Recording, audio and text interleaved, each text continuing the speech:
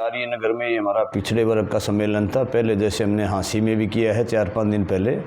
हमारा मेन मकसद और उद्देश्य हमारा जो पिछड़े समाज को, जैसे कि बीजेपी या बड़ी पार्टियां हमारे BCA समाज को कहीं पे भी स्थान नहीं दे रही, तो मेरे समाज को जगाना है और एकजुट करके हमारी जो भी संख्या है उस संख्या के हिसाब से हम सरकार में हिस्सेदारी चाहते हैं। अगर ये हिस्सेदारी हमें नहीं मिलती तो हम छीनेंगे। हमारे समाज को इकट्ठा करके जो भी पार्टी हमारे समाज को की अनदेखी करेगी उस सरकार को हम हराने का काम करेंगे।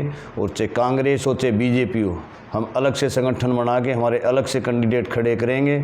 और ये जो बोलते हैं कि हम सरकार बनाएंगे, ये BJP के पास कोई बहुमत नहीं है। ये निकम्मी झूठी नकारा सरकार है। हमारे समाज की इसने बहुत बड़ी अनदेखी की है, तो इसका परिणाम इस आने वाले लोकसभा में BJP को भुगतना पड़ेगा। अनदेखी किस तरीके से की है आपके? जैसा लोकसभा में 10 की 10 सीटों में हमें कहीं भी स्थान नहीं दिया है, BCA के हिसाब से हमारे को कम से कम हरियाणा में 2 सीटें मिलनी चाहिए, इन्होंने एक भी नहीं दिए। अब जो BJP सरकार के जो नेता है, CM है, मोदी है, वो कहते 400 पार करेंगे इस बार। ये सरकार जब जब हारती है और जनता इनको नकारती है तो ऐसे झूठे नारे देती। इन्होंने पहले भी नारा दिया था कि अब की बार 75 पार। और इनका जो ठगबंधन के साथ में जो JJP की सरकार थी, उनका एक बहुत बड़ा नेता जो दुष्यंत चौधरी बोलता था अब की बार BJP जमना पार। चुनाव के बाद इन्होंने ठगबंधन की सरकार बनाई और प्रदेश को खूब मिल के लूटा। अब भी ये जो अलग होने का ये एक सिर्फ नाटक है, जनता को बेवकूफ़ बना रहे हैं। ये जनता भोली वाली अब की बार इनके झांसे में आने वाली नहीं है। अगर ये मोदी जी बोलते अब की बार 400 पार 400 पार, तो जब जब ये सरकार का इनका माइनस 0 सर्वे होता है तब ये ऐसे हथकंडे बनाते हैं। अगर ऐसी 400 पार है तो फिर ये छोटे छोटे नेताओं को, छुटभइयों को, चोर उचक्कों को, जो गुंडे मवाली, उनको पार्टी में क्यों शामिल कर रहे हैं? क्यों इनको 50 से ज़्यादा अधिक संगठनों की ज़रूरत पड़ती है?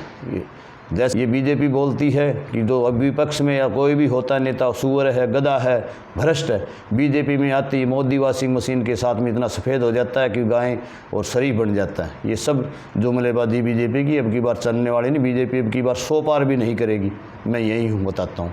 हमने इससे पहले जैसा कि नलवा हो गया, हाँसी हो गया, अभी आर्य नगर में है, आने वाले समय में बरवाड़ा 9 की, पहले हिसार की 9 की 9 विधानसभा सीटों में करेंगे।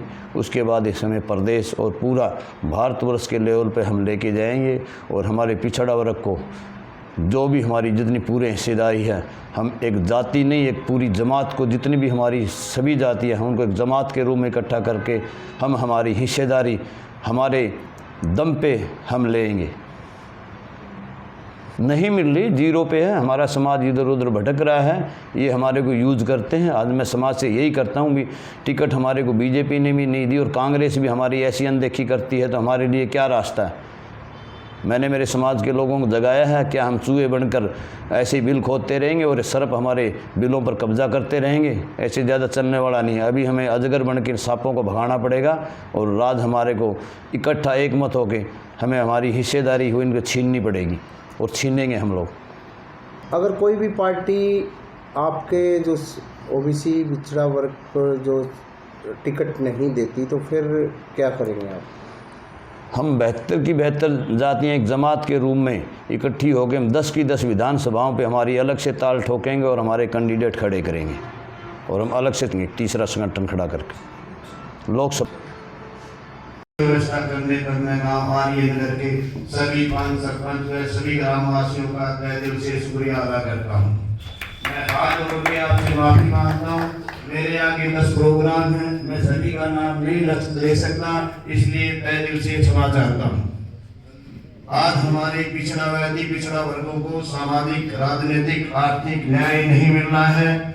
इन वर्गों की जो दुर्दशा है उसका जिम्मेवार कोई और नहीं, हम खुद हैं।